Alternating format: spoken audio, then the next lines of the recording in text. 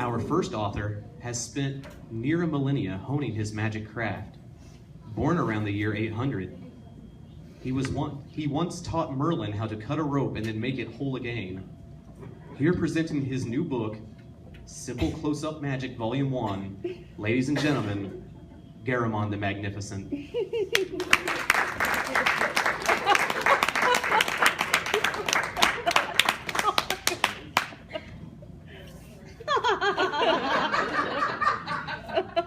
Good evening and huzzah.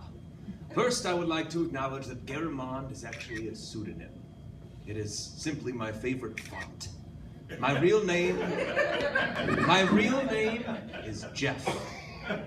Actually, my real name is unpronounceable by mere mortals, as even a shudder of an utterance causes explosive disembowelment.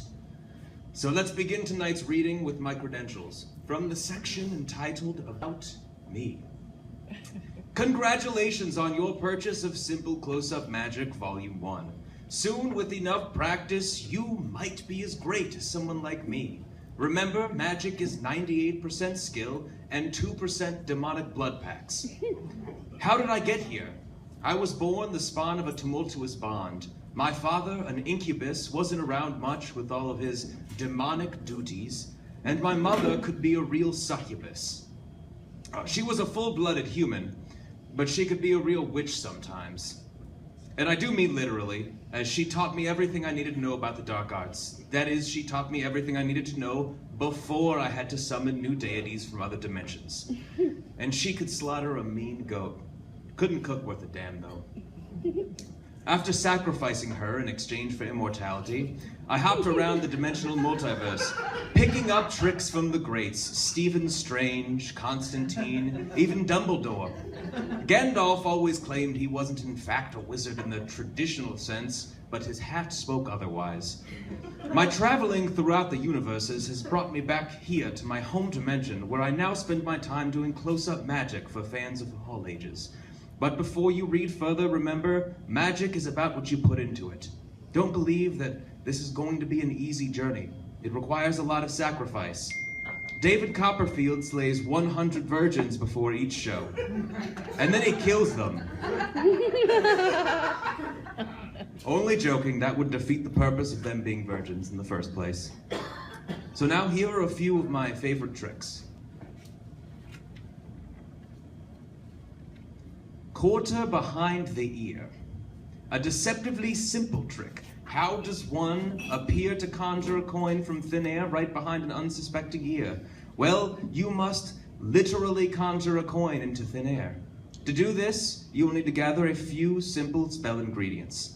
8 female chin hairs, 3 fetal pigs, 1 fresh tomato, 1 eyeball with the optic nerve still attached, 1 eyeball clean. These may come from the same source, but blinding someone completely isn't exactly nice.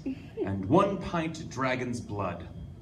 Sourcing the dragon's blood may be difficult, as I slaved the last remaining one in this universe millennia ago. Fortunately, I saved a good deal of it, so if you mail a check for $19.95 to the address printed in the back of the book, I can send you a case. I'll simply mix these ingredients together over a flame created from used crucifixes, and voila, you have yourself a spell. Now just swallow the coin and wash it down with the mixture. Resist the urge to vomit, as it will negate the mystical effects of the serum. Now be sure, when the time comes to perform, you just snap your fingers and the coin will shoot out of your hand. But be careful, because you have to catch it, because it will have enough velocity to penetrate skin as it shoots out of your wrist. But do remember not to snap your fingers before the trick is ready, as the coin will fire prematurely. On to card tricks. Card tricks are some of my favorites because once you've mastered the one, you've mastered them all. The secret to a great card trick? It's all in the deck. Mine was fairly easy to acquire. It's called a living deck. And it's easy to acquire. I traveled to a familiar universe, negotiated with the royalty, and she gave me hers. It didn't take me more than 7 years in Earth time. See footnote for further detail.